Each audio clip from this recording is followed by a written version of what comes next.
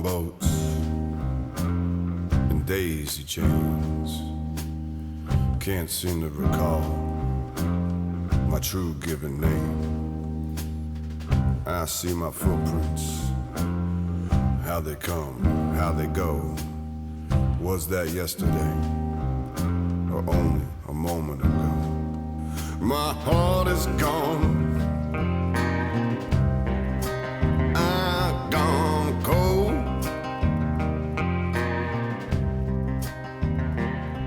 My heart is gone. I've gone cold. Welcome to the social-engineer.org podcast number 76. 76. Yeah, I see we're missing Dave. Yeah, I was about to say there would normally be an echo and then some annoying music. Yes, but there's none. No, and we will not bash him though, because although he would take the liberties of bashing me when I am not here and cannot defend myself, I don't feel it's necessary to do that. I'm not that insecure. Well, I will say one positive. Last month, he decided to do a Hornsby-free podcast.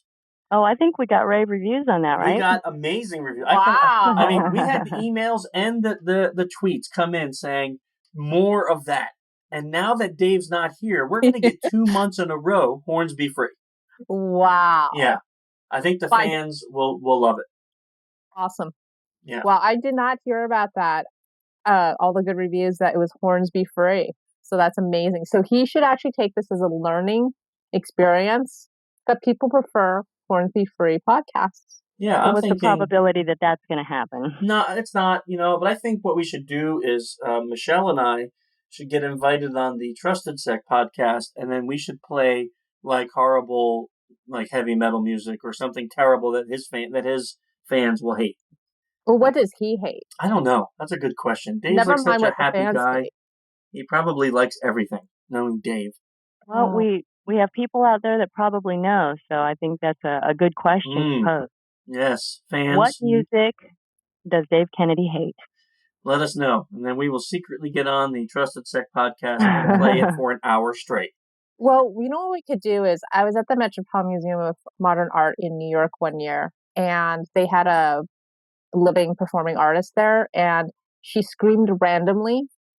And it was the most disturbing thing because it wasn't at timed intervals and it was so loud. Even on the third or fourth level, you could hear it because she's in that big atrium. So perhaps we need to do something like that where we just have some random, most annoying fingernails on the chalkboard or woman shrieking cry just randomly throughout his podcast. Sometimes I don't get some living art performances. I don't. Some of them I don't get. Me neither. I actually cringed and spoke to one or two of the docents who are there, the people who are around the museum who, provide guidance to visitors. And I said, how are you all dealing with that? And they did not want to say anything negative, but it was extremely trying for them. I know it's not a popular opinion for me to have, but it's like sometimes I think you can do anything nowadays and just label it as art. And then people have to accept it because, Right, because it was shocking and you're calling it art. So it's look, I used urine and blood in this painting. It looks like nothing, but you have to call it art because I used urine and blood on it, And I'm calling it art. Yes, and I'm calling it art, I fell down and hit a canvas while drinking too much, cut myself, and peed on the canvas, and now it's art. I'm going to try that. No, I'm not. No. Totally off topic. Let's talk about real things. Like, what just happened that was awesome, Michelle? Ooh, the culmination of many months of blood and urine on my part. Gosh. Let's end here so the sultry ages. I hope that neither of those things were involved in the production. Okay. You know what? Blood and sweat, probably in the very least. I'm sure Michelle's eyes and fingers were bleeding. They were indeed. Now, there was a lot of data this year. A lot of data for the social engineering capture the flag. The reports that were produced were probably some of the best that we had, and lengthy at that, like dozens of pages. So there was a lot of data to go through. In addition, that we had 3 judges this year. Our database was working perfectly, and we had personal notes. in the production of the social engineering capture the flag report. It was probably the most data that we've had up to now. Don't you think, Michelle? Yes, a production it was indeed. So, hopefully everyone found it interesting and informative. And again, kind of points out to the fact, though, that things really aren't getting that much better as quickly as we'd like to see. What number report is it? Well, this is the 6th year that we've done the CTF at DEF CON. This is our number 6th report. I would say that since Michelle's come aboard, our 3rd report that actually reads like an actual intelligent work of awesomeness. Hence the blood and urine. Yes. No, Sweat. blood and sweat. Blood and sweat. Blood and Do sweat. not Yes. Sweat. Okay. on it. You Got did, it. Well, you know what? It's got the mark of Michelle. Yes. Sweat and blood, Michelle. In addition to now, you can also watch the webinar that we did. You can see Michelle and I's beautiful faces, smiling the whole time, answering all your questions. That is on the website for download and on our YouTube channel, social-engineer.org. So if you're interested. Now, we get questions, of course, because DEF CON 23 is over. What are we going to do at DEF CON 24 to make it bigger and better? Well, we get this question a lot, but as you probably know, I'm not going to give you the answer. Evil maniacal laugh and background. But we do have some things this year which are going to change it up, and it's going to be different than what we've done. And we are already planning it. Our plan is to release the CFP as well as the CTF sign up in January with the launch of DEF CON. So watch the site for that. Watch the Twitter accounts for that. We'll be having that this year, and then hopefully getting people to get the videos and sign up nice and early so we can choose the contestants a little earlier than we do every year and give you guys a little more time for producing those reports to reduce the stress on the folks. The application deadline is hard to announce right now because it really depends on so let's just say DEF CON launches on time. It doesn't always happen, right? But let's just say it's the beginning of January. We will probably end application in March, like mid-March. And then what we'll do is we'll take like 15 to 20 days to review the videos and pick the applicants that followed all the rules and actually submitted something worth looking at. All right. We will have it all outlined clearly, I promise, as we get closer to the time. Okay, what else do we have coming on? Let's see, Michelle. Billions of tons of training. Yes, billions of tons. I was going to say, I imagine that by the time the podcast is released, people are already going to be planning for 2016. I hope. Oh, come on. It's not even going to be the turn of the year yet. If you're hoping, but everyone procrastinates. Except for you and I. Everyone procrastinates except for you and I. But here's the deal. We have an APSE class, and we've reduced them to 3. We used to have 4 a year. We only have 3 in 2016.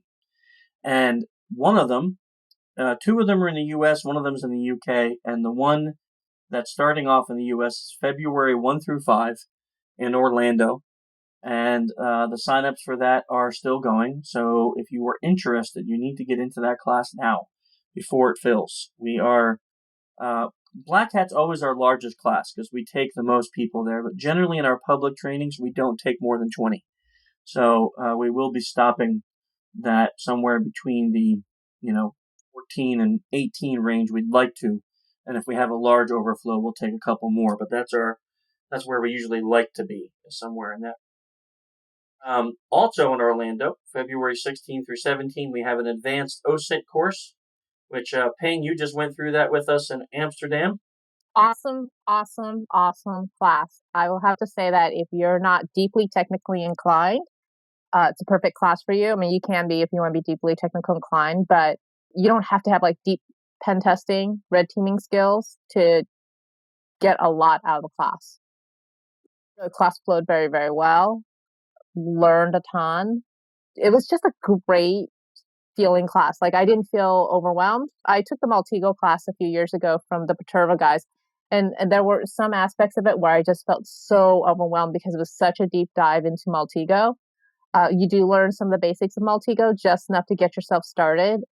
But the class flowed well. You'll learn a ton about OSINT tools available out there and the way you have to think to take advantage of OSINT technologies.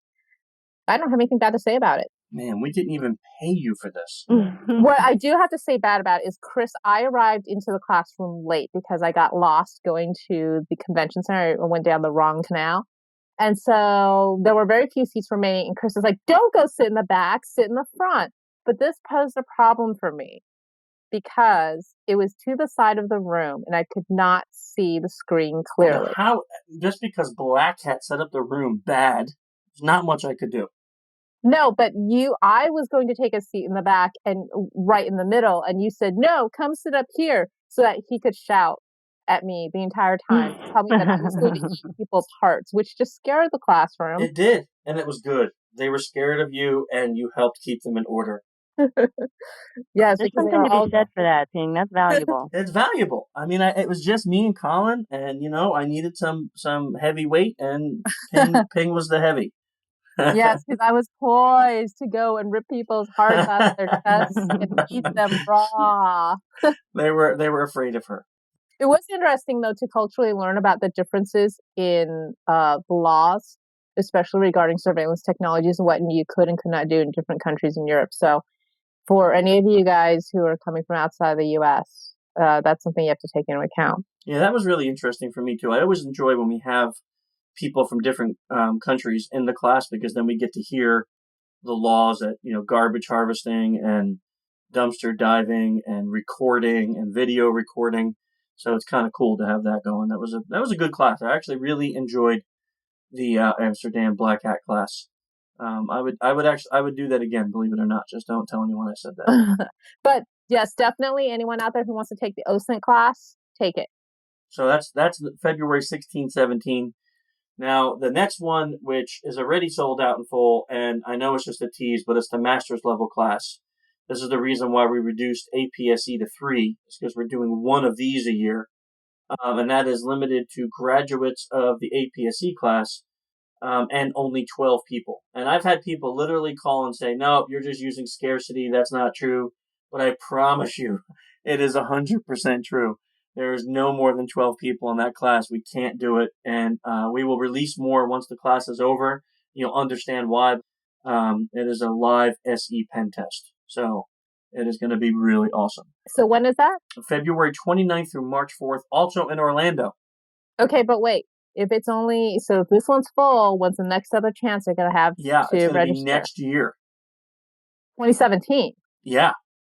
All right. So everyone who missed out, SOL, but otherwise I suggest emailing the team to get on a wait list just in case. I know, it's crazy. We are full, and I did not think it would fill that quickly. Now, we have another APSE that's in Bristol, UK, May 23 through 27. So if you're interested in that, you can sign up. That's on the site. And we have a advanced OSINT class November 3 through 4 in Dallas, Texas. That's also on the site. Now, everyone starts emailing and asking, wait, what about your third APSE you said? Well, we're waiting to see if we get invited back to Black Hat. And if we get invited back to Black Hat, then it will be there in August. And if not, then we will do a that third training somewhere on the West Coast in the U.S. Released once we find out in, I think it's January or February, once we find out if we're accepted or not. But we never like to jump the gun on that and just assume, because you know what they say about people who assume. They say Dave Kennedy. Oh, burn. Man. Wow, talk about not attacking him when he's not here. I am not attacking him. Wow. I did not say anything bad, did I? No. Okay, now 2 more things before we get our guest on. I got to talk about. We get a lot of emails about our books that we have. So I want to just talk briefly about, if you go to the social-engineer.org site, on the right-hand side of the column, you'll see a list of the 3 books. And the first one, which is, I know it's 5 years old or so, but it's called Social Engineering, the Art of Human Hacking. That one is kind of a overview of social engineering in its whole, and not just a collection of stories. It is really the principles and psychology behind being a social engineer.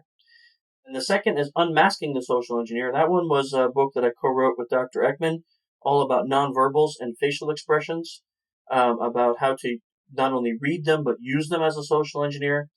And then the third book, which Michelle and I, the sultry Asian, had written together, is Fishing Dark Waters. And that is all about using phishing emails, the psychology behind phishing emails, and then how to set up a corporate security awareness program centered around phishing to educate your population on how to recognize and catch fish. I so need to read that book. You do.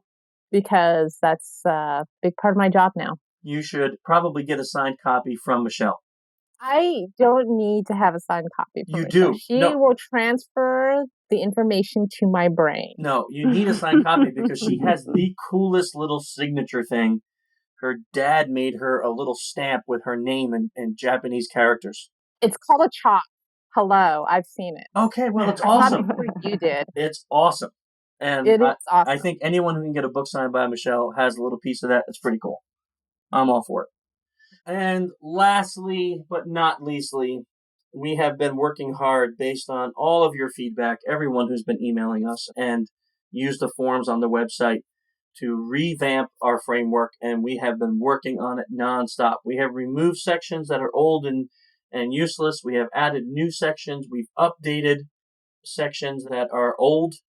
We've taken out an unbelievable amount of Wikipedia links and replaced them with actual real content links and updated some of the science so it's more accurate and up to date. If you want to check that out, that's at social-engineer.org, and you can just click on the framework button right on the top, and you can start checking out the framework and some of the new stuff that we have there. Okay, that's all the preliminary stuff that everybody loves to listen to. Now let's talk about the reason we are here today. We are kind of taking a little bit of a detour from our normal type of podcast. And, we're all geeks. We're all geeks, right? And we all love Star Wars. I have to assume we all love it, right? You ladies love it, right? Of course. Of course. I mean, why else would we not be here? Well, I mean, Dave loves Star Wars, but he's not here. Dave is skipping out because he doesn't want to do any more Hornsby-free podcasts. He can't handle it. Even though we got kudos for it, his ego can't handle it. He's like, where's the Hornsby? Well, here's the deal. December 18th, episode 7 comes out, and, Geekdom is all happy, and people have already bought their tickets months in advance. Well, there's this guy named Dr. Travis Langley who wrote a book about the psychology behind the characters in Star Wars. And he has this really fascinating book that he ties the psychology of many of the characters into like real life events and what they mean to us and why we associate with certain characters. And we contacted Dr. Langley and asked him to come on the show and to talk about this in honor of Star Wars coming out in just another week or so. So let's get Dr. Langley on the show now. Nice to have you on the show, Travis. Oh, thanks for having me. Not a problem. Ping had to go. She's really sad because she's a huge Star Wars fan. She had a meeting scheduled, and Dave's on a plane. So you're stuck with just Michelle and I. Some would argue that being stuck with Michelle is not a bad thing, so it's okay. Maybe. Dave's on a Plane, the very scary sequel to Snakes on a Plane. I like that. Dave on a plane. That is probably a scary sequel. And if you knew Dave, you would indeed agree that might be a scary sequel. Dave on a plane. I think that actually should be the title of the podcast, Dave on a plane. So, Travis, before we start off with talking about what we're here to talk about, obviously, we've already announced, we're very excited this month, actually just in a couple days from now, the Star Wars Episode 7 is being released. So, but first, I want to know a little about you. How did you get into writing books about the psychology behind characters in movies, especially ones like Star Wars? Well, I was born a nerdy child. No, I mean, I've always been interested in, many of these fantastic topics. I saw Star Wars when it was just called Star Wars when I was a little kid in the theater, and it was exciting to me. But of course, I was more literary. I liked reading the science fiction, but it was fantastic seeing that on screen, and this film that became the #1 movie and just stayed in the theater on and on and on. And here I was living in these small towns and wondering who's buying the other comic books when it doesn't seem like anybody else is into nerdy things. But for Star Wars to have been such an incredible success, it just said to me, it's like, okay, there are a lot of other people out there interested in these things. So for me, that was a new hope. But I have been a psychology professor. I teach at Henderson State University in Southern Arkansas, a liberal arts university supportive of creative ways of teaching. But for most of my career, the nerdy side of my life and the professor side of my life were two different things. But then 2007, I went to San Diego Comic Con for the first time and I met comic scholars and I was reading some things that had this stuff on my mind. And I just knew I needed to bring all this together and make it all the same thing. And ever since then, it's like this is the truest to myself that I've ever felt. I knew that summer I need to write a journal article about Batman, and by the following summer, I need to write a book about Batman. And when my book Batman and Psychology: A Dark and Stormy Night was immediately doing very well, I wanted to do Star Wars for my second book then, but the publisher. Well, their reply was, "Well, there aren't any new movies going on." And I was just trying to argue, "Well, Star Wars always sells. Come on." But I gave them the list of things I wanted to do. But then that publisher sold that whole division and no new books. But last fall, I ran into my editor from there at New York Comic Con 2 minutes after I mentioned to her friend. And I said, "This is the editor I just told you about, the one doing the Four Dummies book." She's like, "No, I'm doing popular culture now." And I was like, "Well, you remember that Star Wars book I wanted to do? It is time." And this time I had no trouble convincing anybody. It's like I give the publisher that proposal and a series proposal with Walking Dead as the main example, and they said, "Want to do them both?" So this year, this summer, we had the Walking Dead Psychology, Psych of the Living Dead, with a forward by John Russo, the man who invented those zombies for Romero. And this fall, we've got Star Wars Psychology, Dark Side of the Mind, very eager to see episode 7. I always believed there would be an episode 7. I had started to wonder if it would happen during George Lucas's lifetime, but I'm so happy that we're finally getting to do new Star Wars movies. I know there are people who go, "Well, it's not George Lucas." It's like, yeah, he did the prequels, remember? But a whole lot of people with comic books and expanding universe novels and games and animated series, a lot of people have shown that they know how to tell a good Star Wars story. It must be interesting to have.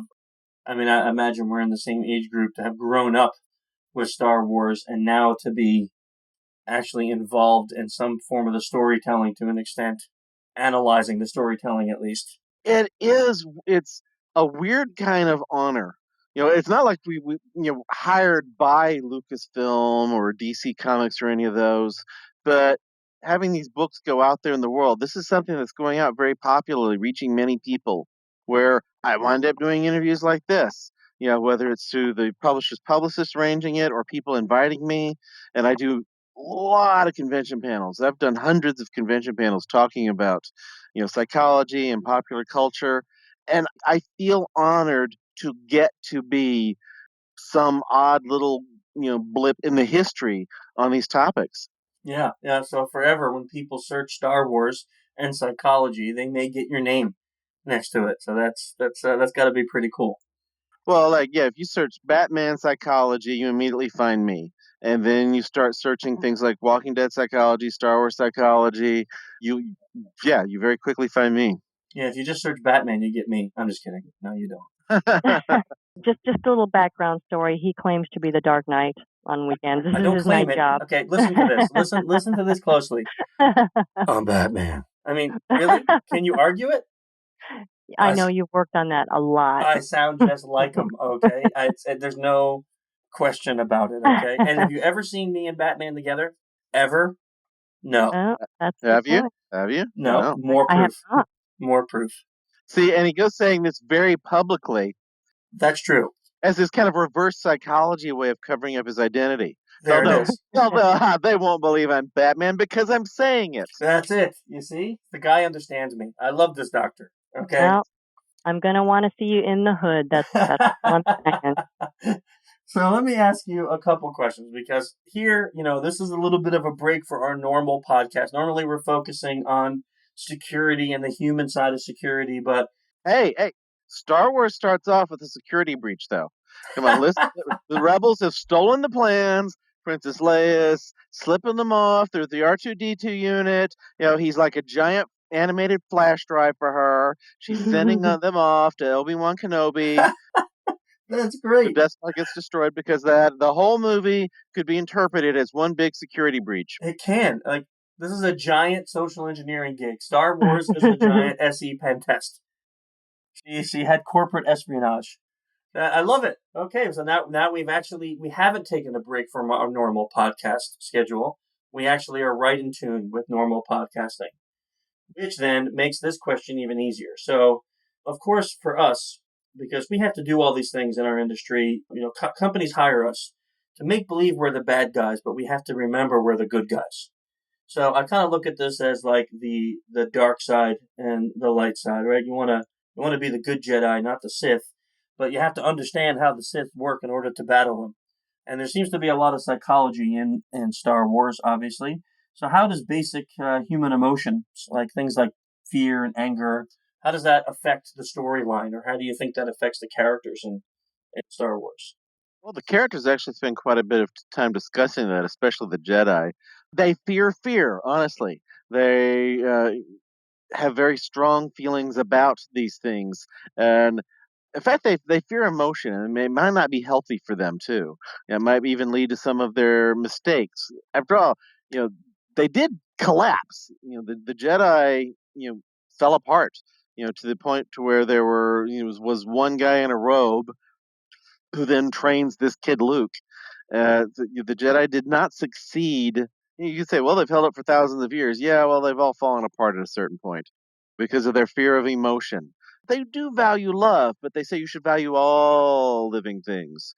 Because you value just one individual, then that can lead to being afraid for them, and that can lead to the dark side. Of course, it did happen for Anakin that way. So they do discuss these things, but that's a rather abstract, philosophical kind of thing that not everything proves them right either. In terms of the characters, their emotions are important all the time. Luke's feelings about being stuck on this backwater planet.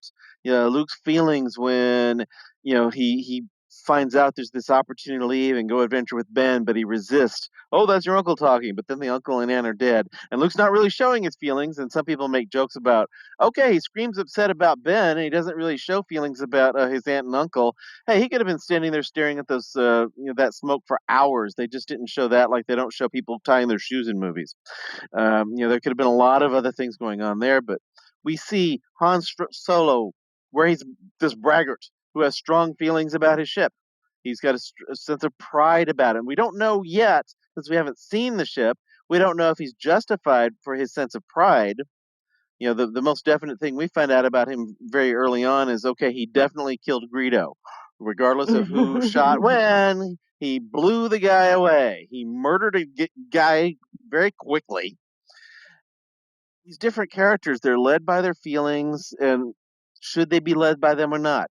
Luke, he's very influenced by feelings of attachment to others, feelings of concern, feelings of compassion. When Yoda and the Ben Ghost are telling him, you need to stay, in this swamp planet so that you can keep getting your training, Luke can't do that. He can't ignore loyalty to his friends and his feelings about them because they're in danger, and he flies off to save them. And he succeeds. And he feels that there is something deeper in Darth Vader than Ben, who has been a bit cynical and hopeless ever since the Jedi got defeated way back when. Ben tells him, you need to just kill Vader. And Luke is, no, I feel that there's more to it than that. Don't just go on the cold logic of killing Vader. Go by what I feel about what's going on there. There are emotions in these things in so many ways. What's interesting, in particular in the emotions, is you see them with artificial life, artificial intelligence. C-3PO and R2-D2 have feelings. C-3PO has a lot of nervousness, and R2-D2 has a mischievous sense of humor, but those are sentient machines. It's actually an interesting thing that I never picked up on, which is quite true. I mean, I think a lot of times filmmakers do that so we feel more connected. Mm-hmm. I was talking to a psychologist who worked on the newest King Kong movie, and his role was to help them create real human facial expressions in the ape. So, and the filmmakers wanted it that way, so there was more of a connection non-verbally between the audience and the ape. So you felt more sad for it when it died. It wasn't such a horrible creature. It was something you should feel sorry for. You know, And with the R2D2 and C3PO, they don't have facial right? expressions, but they have sound, they have pitch, they have movement, especially 3PO.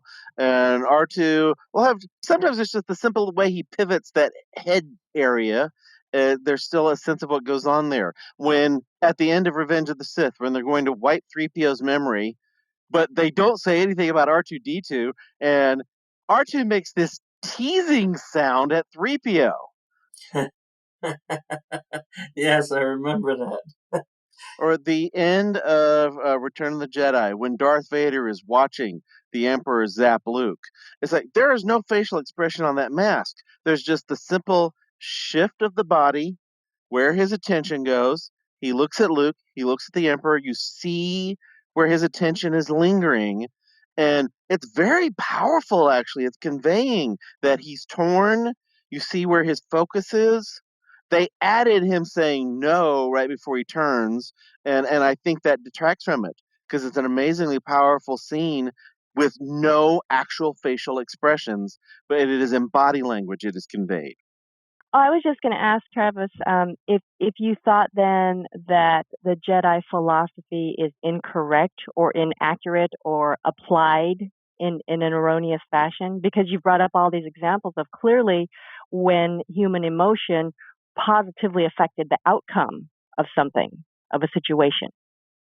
Yeah, there is a whole lot of evidence that the Jedi are wrong to some extent, that their philosophy Oh, is that their philosophy at the very least is incomplete, that they are missing opportunities to be more well-rounded human beings, and by not feeling that full range of emotions, they're also distancing themselves from other people, trying to be clinical and analytical about it without fully appreciating it, and that it sets them up to be fooled by the Emperor and have other experiences where they fail to see what's going on. That's part of the only way you can explain those prequels. Everybody is an idiot in the prequels.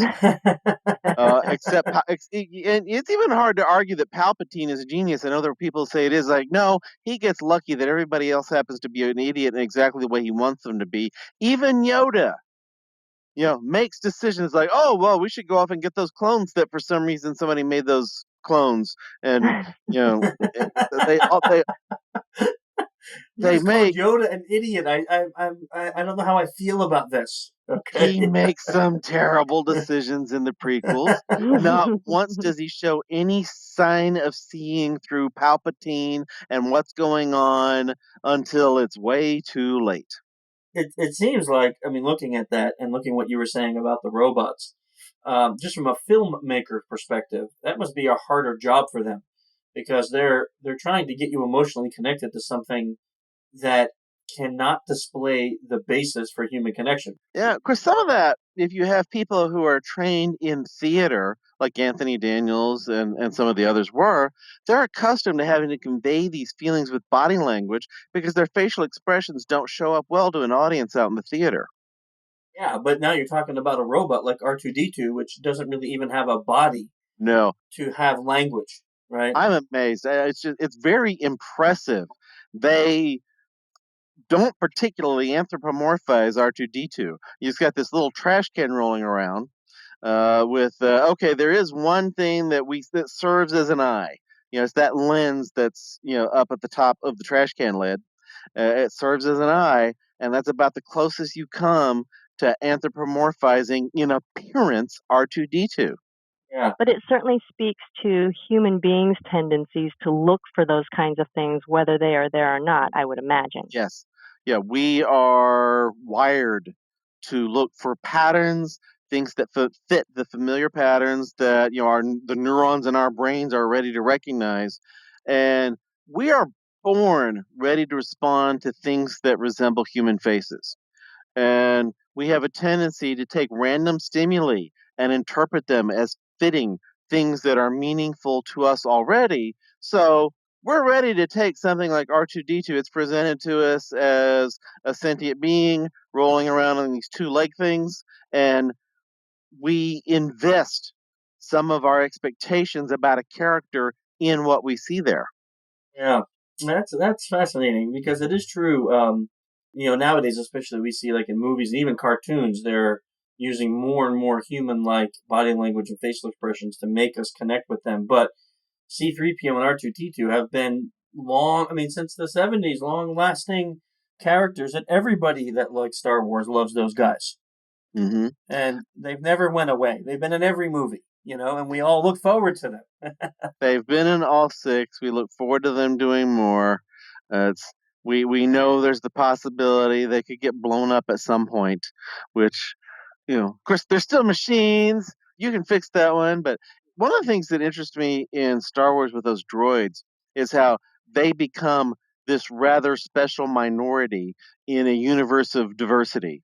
When the characters walk into that bar in A New Hope, and the bartender points to 3PO and says, "We don't serve their kind," in the midst of all those. We can see the irony in that remark because it's not dealing with real races, because it's not dealing with things in our real world. Yeah, that's interesting.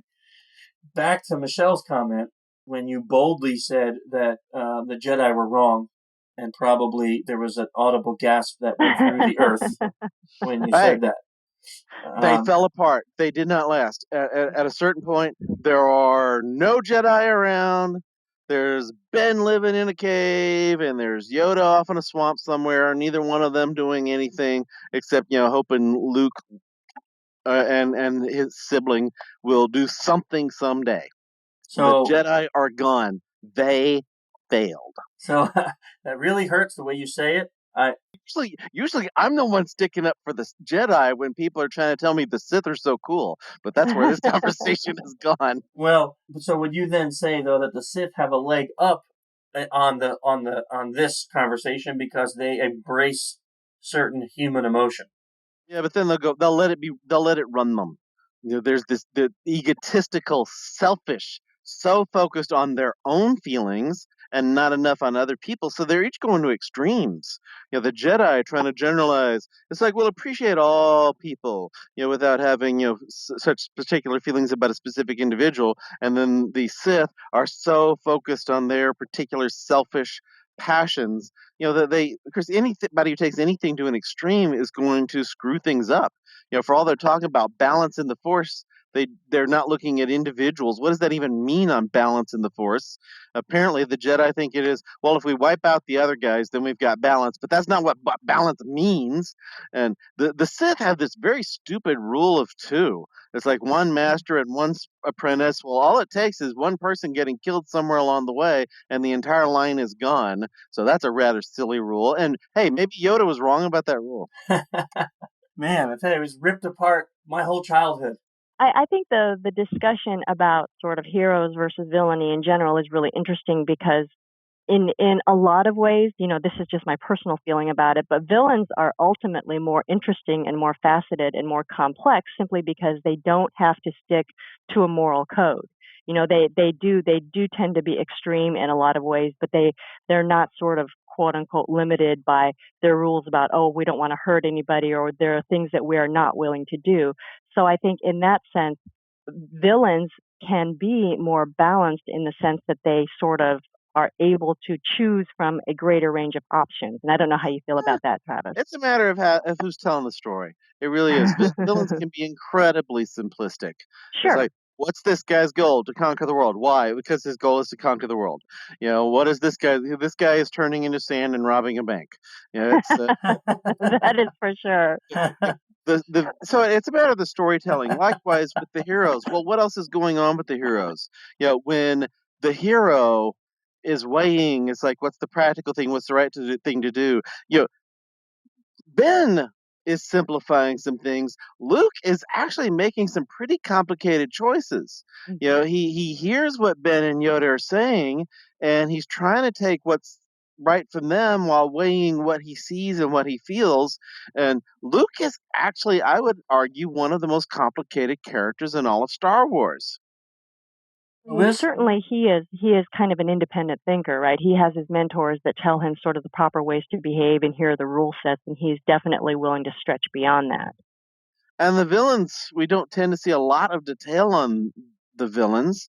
The Palpatine, as he was depicted in the original trilogy, well, he's this creepy guy in a hood who wants to wipe out the rebels and has some sadistic glee in it.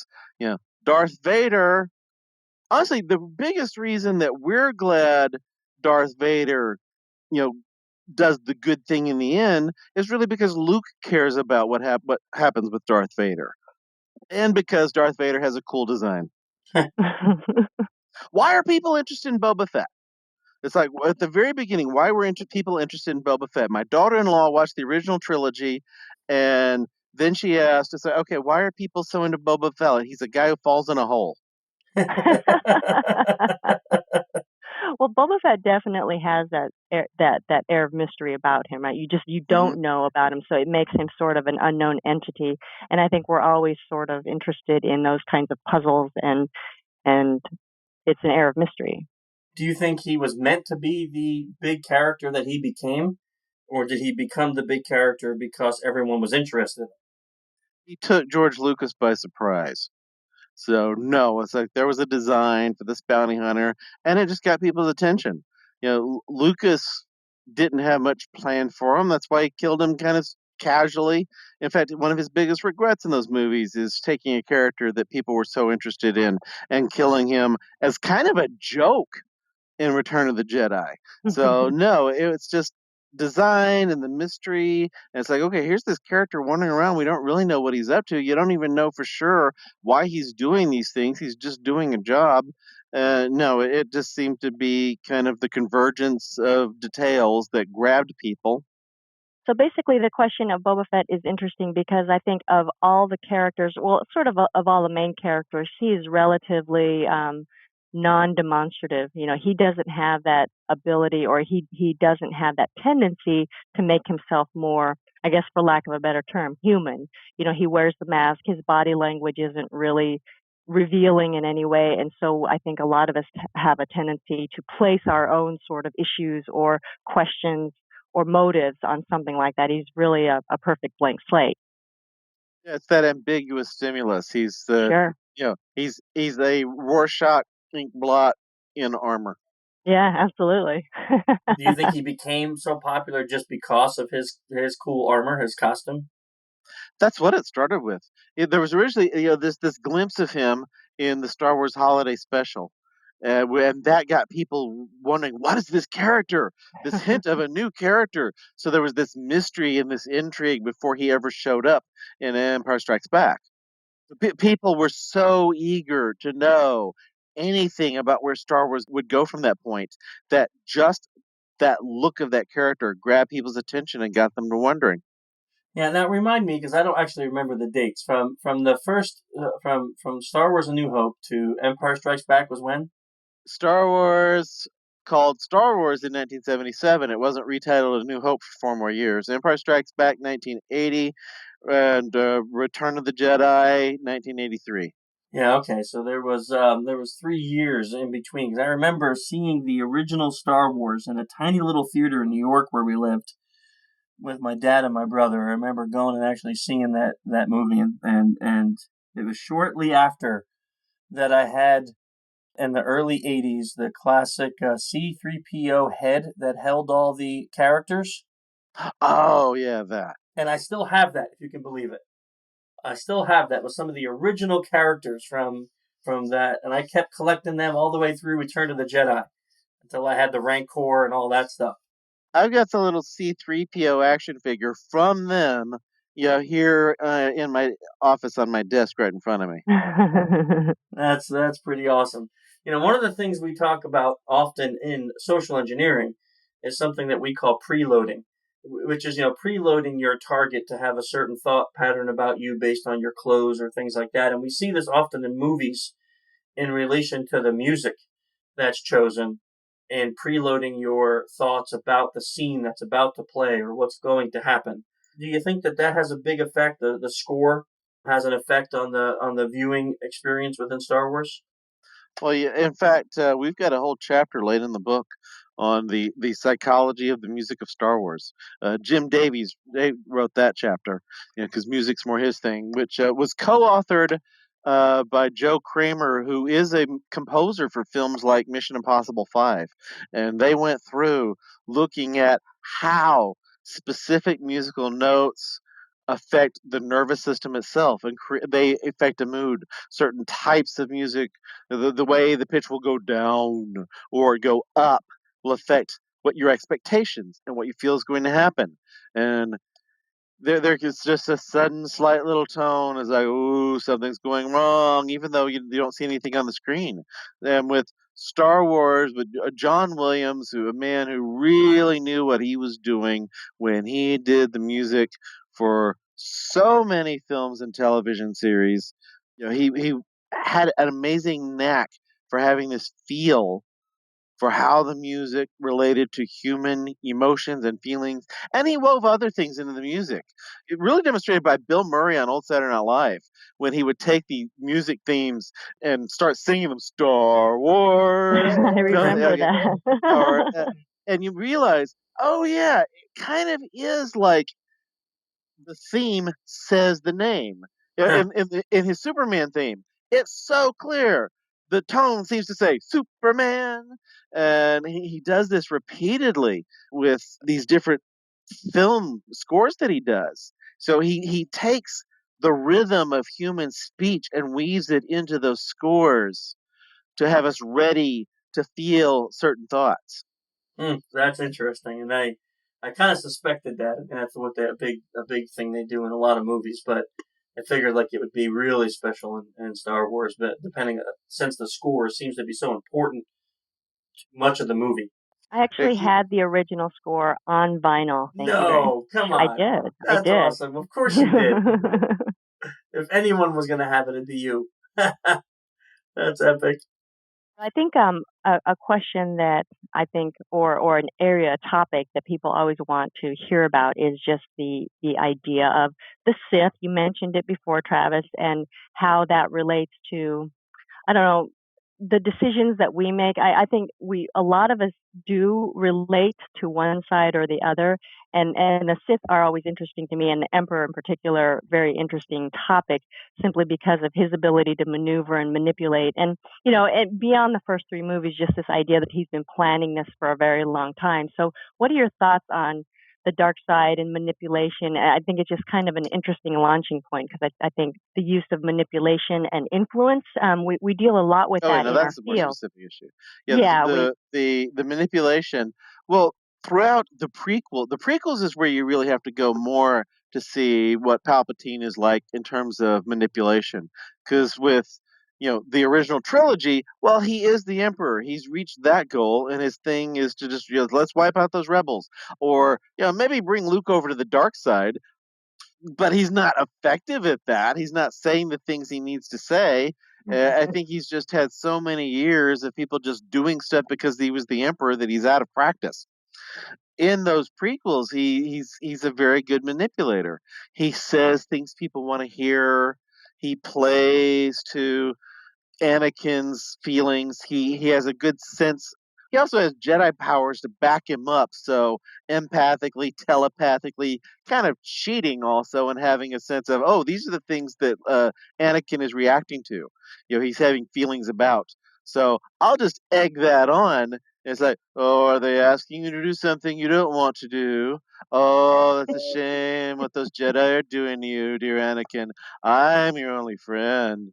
Uh, Though, if you really want to have an idea of understanding Palpatine, watch Othello by Shakespeare. oh yeah.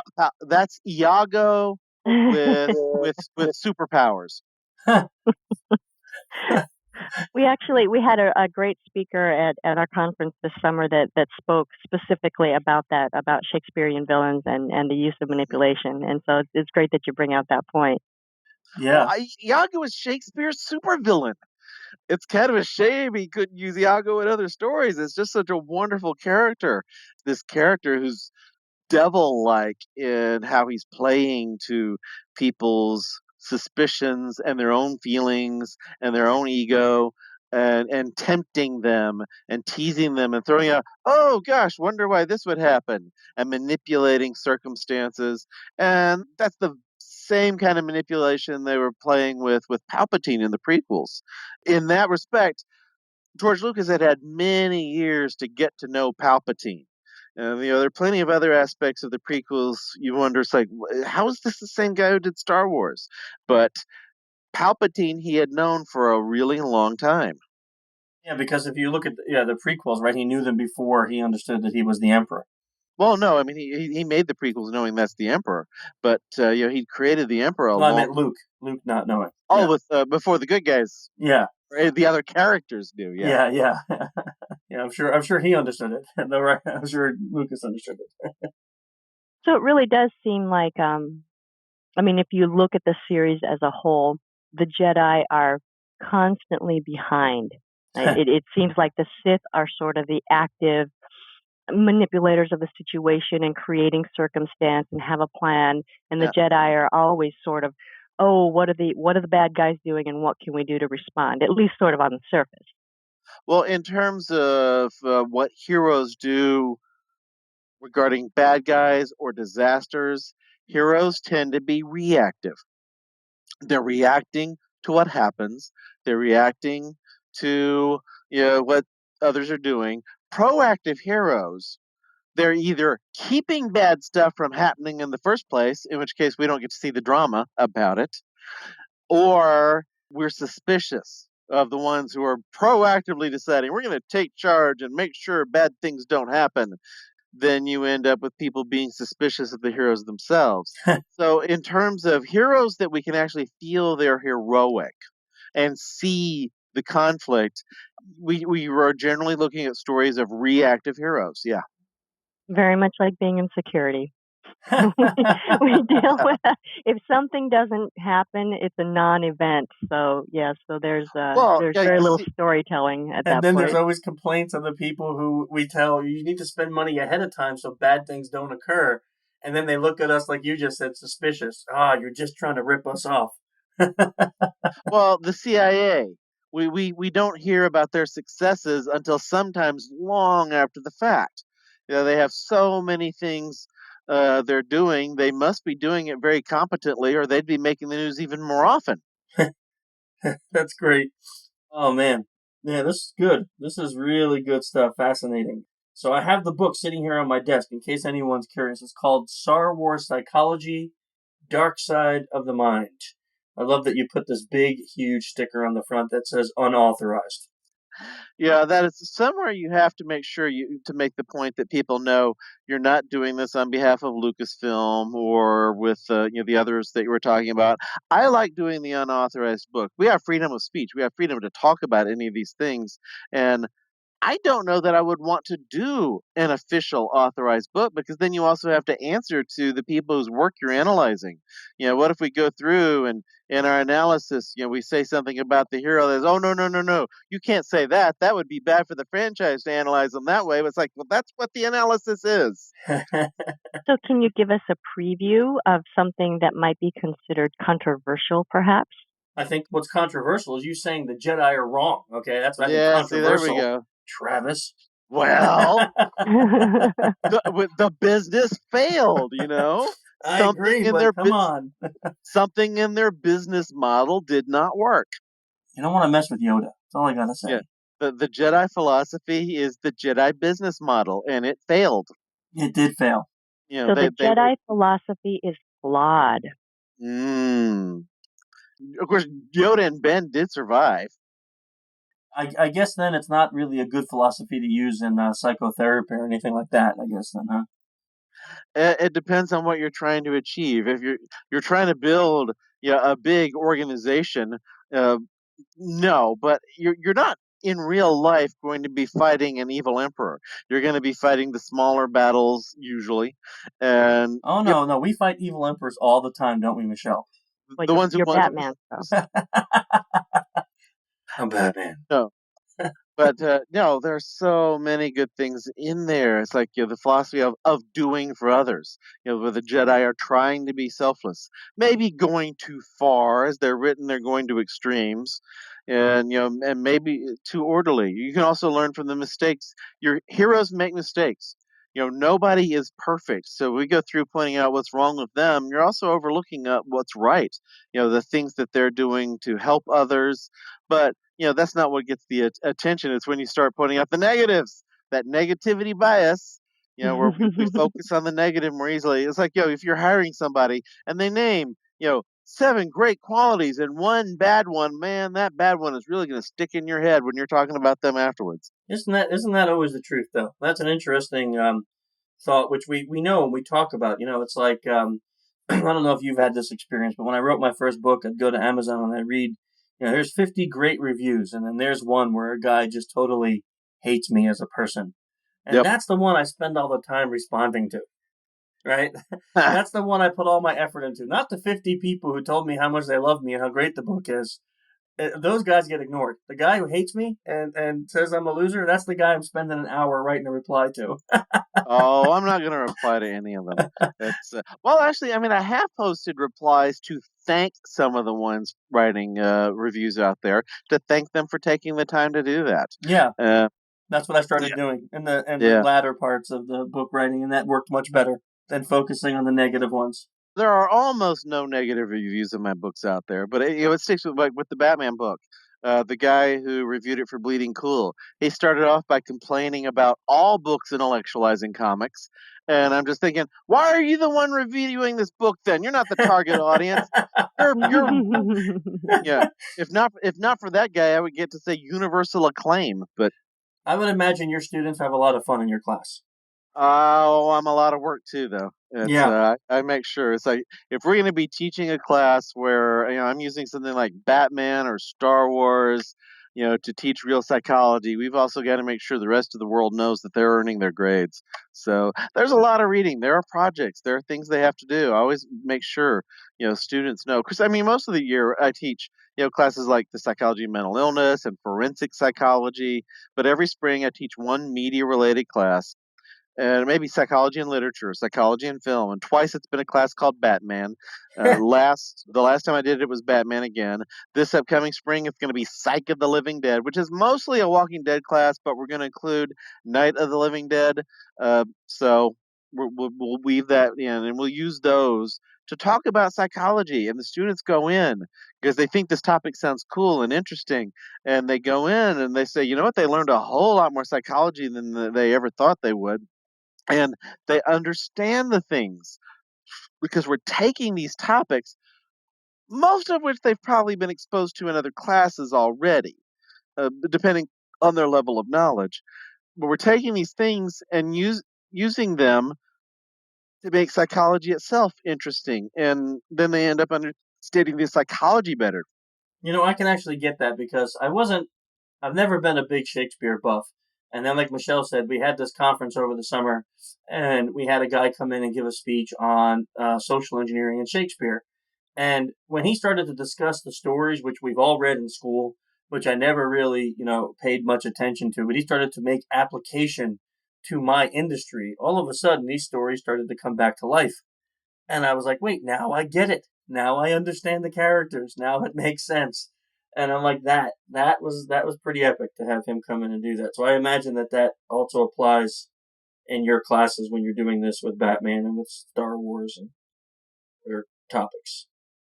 Yeah, and I've used Shakespeare for example. Actually, when I did the Batman book, Shakespeare was what gave me a feel for what Freud would have had to say about Batman.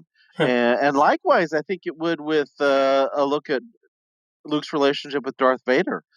Because with Shakespeare's work Hamlet, you have someone whose father has been murdered, and he gets this mission to avenge his father. Batman, there's this mission of vengeance with Luke Skywalker as it starts off in Star Wars.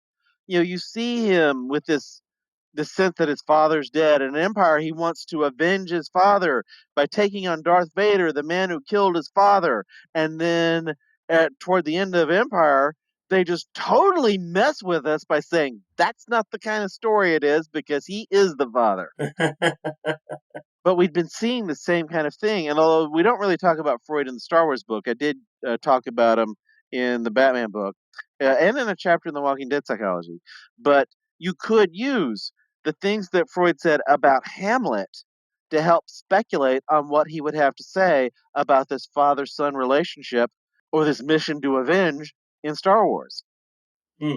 So in looking at all of sort of this as a whole, I think what really kind of strikes, I think, all of us that grew up in this generation is how, I don't know if I want to call it foundational, but Star Wars is just sort of, it's huge, right? It's just a massive machine and it has universal appeal.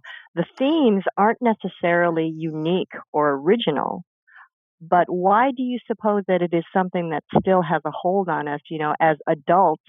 I mean, I am so excited about this premiere. I can't wait for it, and I'm theoretically an adult at this point, but yet it's something that makes me feel like I did when I was 7 years old. She's at least 30 years old.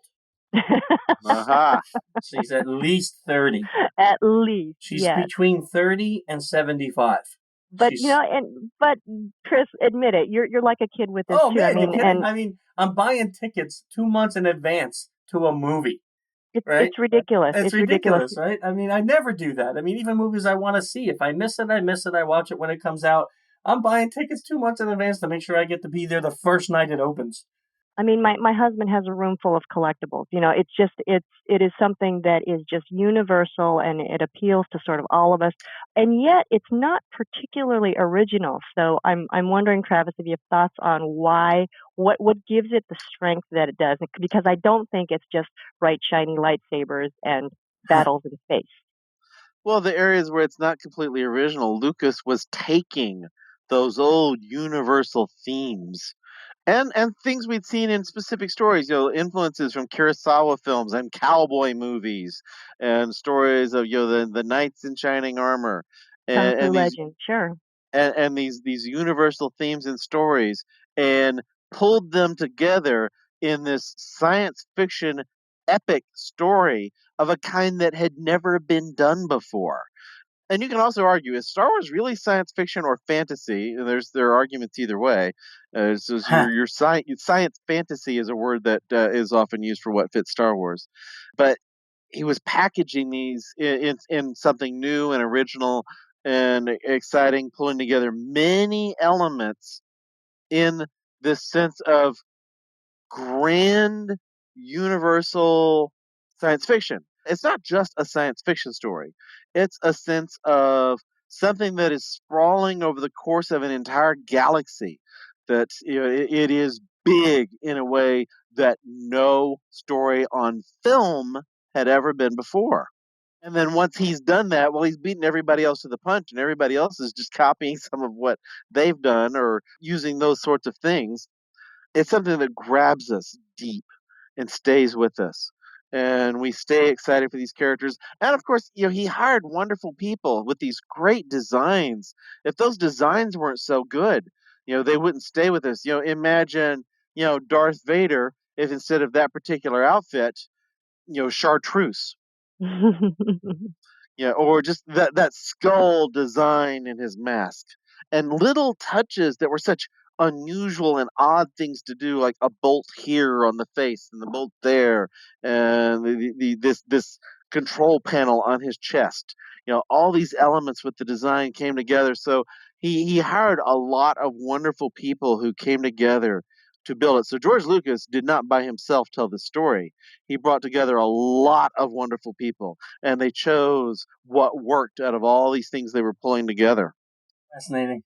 And Star Wars being in this galaxy long ago and far away is timeless. It's not dated.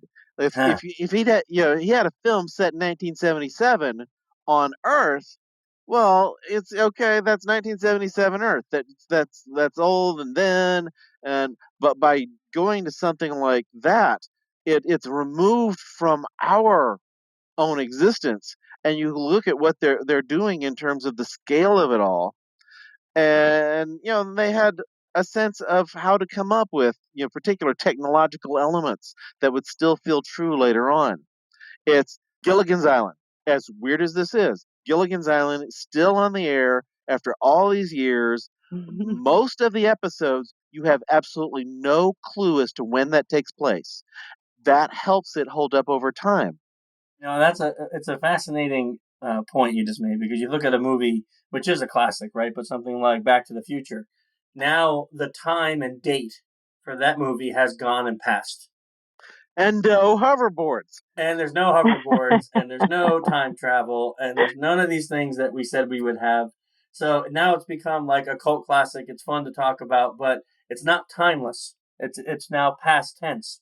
And I never thought about what you just said, but that's true. In a galaxy far, far away, no time period, and we now have, who knows? It could be forever before.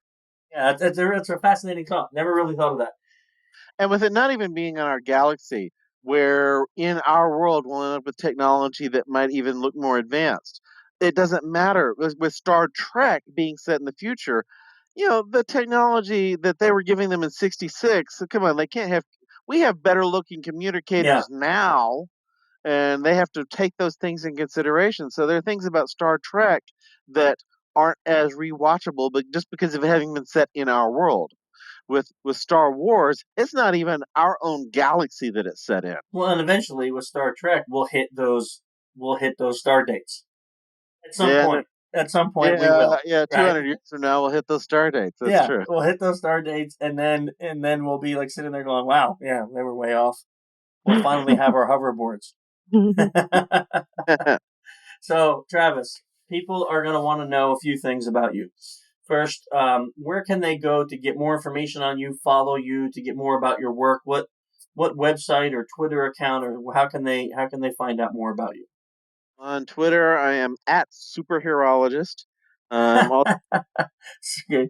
I'm also easy to find on Facebook. Look up Travis Langley or Dr. Travis Langley, and you'll find me that way. Facebook and Twitter are my favorite ways of interacting with people. I have a big following on Twitter too. I was number 9 on this British Psychological Association's list of the most followed psychologists. Although I know they left Dr. Phil off. They probably did that deliberately, but okay, well, right there, that means I'm not really number 9, depending on how you count Dr. Phil. So Twitter at superheroologist, Facebook, and of course the books themselves. They're easy to find. They're in bookstores, especially Barnes and Noble, and they're online. Barnes and Noble, Amazon, all those websites. The books are all over the place. With the original book, Batman and Psychology: A Dark and Stormy Night. This year's books, The Walking Dead Psychology, and this month, Star Wars Psychology, Dark Side of the Mind. And next year we're going to have books on the Game of Thrones and the Game of Thrones series, and we will do a Star Trek book. Hmm. We're in the process on editing our Star Trek chapters right now, and working on Doctor Who chapters for next fall. Oh, Doctor Who will definitely be a big one, right? There's a lot of people who love that show. See, and I loved it I loved Doctor Who before I ever saw it. Before it ran on PBS. I found out about it through Harlan Ellison talking about it in Starlog. It's like, what is this? And I read novelizations. So I read a lot of Doctor Who stories before I ever saw the show. So I've been a fan since I didn't even know the Doctor was numbered, and it's like, oh, you started off with the fourth Doctor. I didn't know. I was reading about this guy, the Doctor, and now I know there will be people who hear these things you're doing. Oh, you're just doing all these topics because they're popular. No, we're nerdy fans of this stuff. The publisher lets us talk about these things because they're popular. Yeah. There are things we would love to talk about that we're not going to be able to make a successful argument with the publisher with, or there might be things the publisher would love for us to look at. It's like, yeah, we don't want to do that one. Like, for example, I will never do a book on the psychology of Twilight. Oh, there is a That's book. probably best. You probably shouldn't even ever try to do that. I think that may they may remove your man card from it or something. I'm not sure. See, I don't know. I mean, I don't really want to criticize the story because I haven't read it. I've never seen the films, and I don't intend to either because it does not appeal to me. I'm with you there. It sounds creepy. This guy's what, 90 years old and hanging out in high school. Come on. maybe there's some negative psych you can talk about with that story. See, and then who's the market for that? Yeah. It's like, okay, the fans of it buy it to find out that you're ripping into it.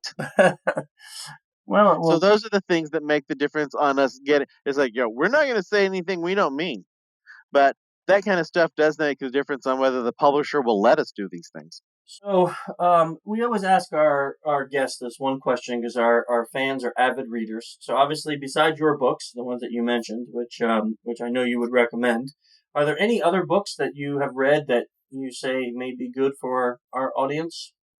Well, it depends on which they're. If they're interested in Star Wars, I would suggest Star Wars and philosophy. If they are, and there was one on the Jungian aspects of Star Wars. It's older than mine. I'm drawing a blank on its name at the moment. But there are, but then if it's using psychology to talk about popular culture, it's not a large list, but there are a number of good ones. Like Psychology of Harry Potter is pretty good. As much as that drives me and my editor crazy because we would love to do our own Harry Potter book, but there's already one out there. There's one that was surprisingly good, was The Psychology of the Simpsons. I was so surprised. I'm going through. It's like, this is a good book. I would actually recommend The Psychology of the Simpsons. It is a surprisingly good book. I wrote those down. Well, Dr. Langley, it has been a pleasure talking with you. You are lively, and we had some pretty interesting discussion in regards to our favorite topics being Star Wars. Thank you for that. Oh, thank you for having me. And hopefully, maybe with your next topic, maybe it will be something else we can apply to our field, and we can talk again. All right. You have a great day. You too. Thank you. Okay, Michelle, another good podcast. Yep, I am so excited about this premiere, so it's pretty exciting to talk about anything Star Wars at this point. So honestly, are you going the Thursday night, like the night before it actually opens? Or are you going Friday? Or are you going that weekend? It is unlikely we'll actually go to I don't think I want to deal with the crowds and the noise, but I'm pretty sure I'm going to see it in theaters at some point, so stand by for more. I have to go. I have to go. Sure. And it's to me, the crowd and all that, the noise is half of what makes the movie awesome. I love seeing movies when there's a full house and people are into it, and I don't know, the whole energy of it. Yeah, I think it's going to be massive. So I do too. I mean, considering that like the night of opening, they're sold out already. At least every theater in my area sold out. Yeah, right. And this is like it was a month before that they were sold out. So I loved Dr. Langley's opening about how the entire Star Wars series starts with a security breach. It is true, and it is. It is. I never thought of it. Right? It's a big SE corporate espionage gig. She stole the plans and hid them inside of a technical device. Yep, absolutely. So this talk did actually apply to our field. We just thought it was going to be a boondoggle, but it really wasn't. I know. I'm really happy because here I was thinking we were taking this big left turn from our normal podcasting, and we did it. We were spot on. So we're spot on even when we don't try to be spot on. That's so awesome to be awesome. Yes. That's so funny for us to say. It's so. I was going to say there's no irony in that at all. It's awesome to be awesome. Well, if you like what you hear, you can follow us on Human Hacker. We have The Sultry Asian. Actually, I shouldn't say it's not The Sultry Asian. It's just Sultry Asian. Okay. Human Hacker and SOC Engineer Inc. If you'd like to follow us on Twitter.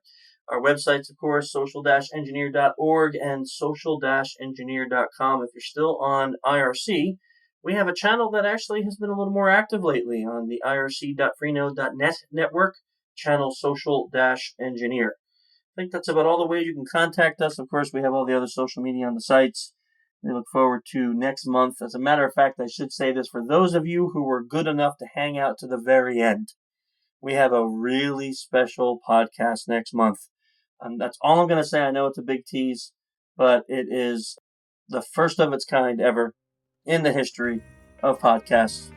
And you're definitely going to want to tune in with that. So it's going to be a really big one. So we look forward to next month, and enjoy Star Wars this month, guys. Okay, see you.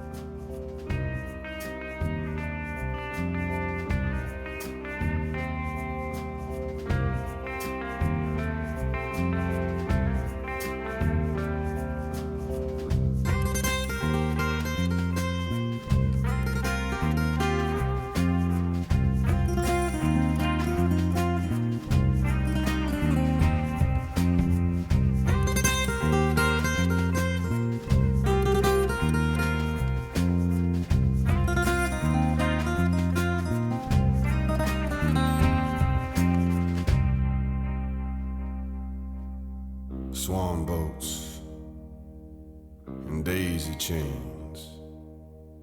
Can't seem to recall any given name. I see the footprints, how they come, how they go. Was that only a moment or many years ago? My heart is gone,